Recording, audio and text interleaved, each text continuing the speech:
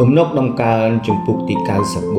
94អោព្រះយេហូវ៉ាជាព្រះនៃសេចក្តីសងសឹកអើយអោព្រះនៃសេចក្តីសងសឹកអើយសូមភ្លឺមកអោចៅក្រមនៃផែនដីអើយសូមទ្រង់ក្រោកឡើងសូមសងដល់ពួកឆ្មាងឆ្មៃតាមសំគួរ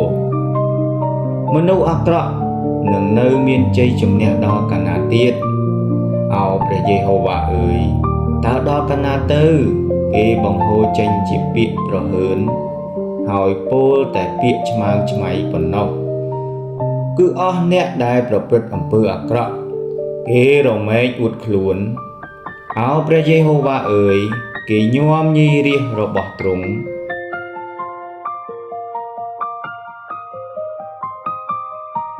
ហើយធ្វើទុកដល់មរតកទ្រង់គេសម្លាប់ស្រីមេម៉ាយនិងពួកអ្នកស្នាក់នៅព្រមទាំងប្រហារជីវិតនៃពួកកំព្រាផងហើយពោលថាព្រះយេហូវ៉ាមិនឃើញទេព្រះនៃយ៉ាកុបទ្រង់មិនពិចារណាឡើយអោពួកអ្នកកំរោលក្នុងបណ្ដាជនអើយចូលពិចារណាចុះអោមនុស្សឥតបើគិតអើយតើកាលណានឹងមានប្រាជ្ញាឡើងឯព្រះដែលទ្រង់បង្កើតត្រចៀកតើទ្រង់មិនឮទេឬព្រះដែលសូនធ្វើភ្នែកតើទ្រង់មិនឃើញទេឬព្រះដែលវាយប្រដៅដល់អស់ទាំងសះតើទ្រង់មិនផ្ចាលឯងទេឬអី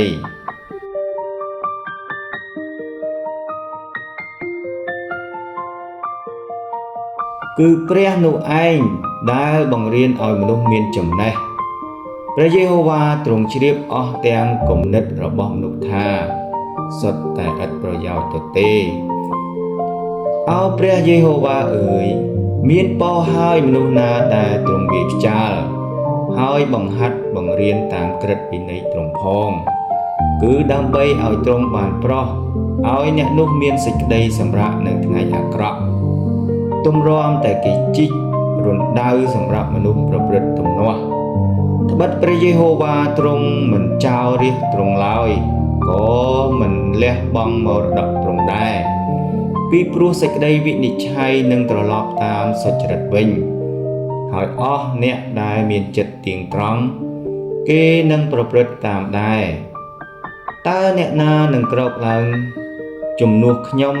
ដើម្បីទាស់នឹងពួកអ្នកដែលប្រព្រឹត្តការអាក្រក់តើអ្នកណានឹងឈរឡើងជំនួសខ្ញុំដើម្បីទប់ទល់នឹងពួកដែលប្រព្រឹត្តការទុច្ចរិតបើប្រសិនជាព្រះយេហូវ៉ាទ្រង់មិនបានជួយខ្ញុំទេ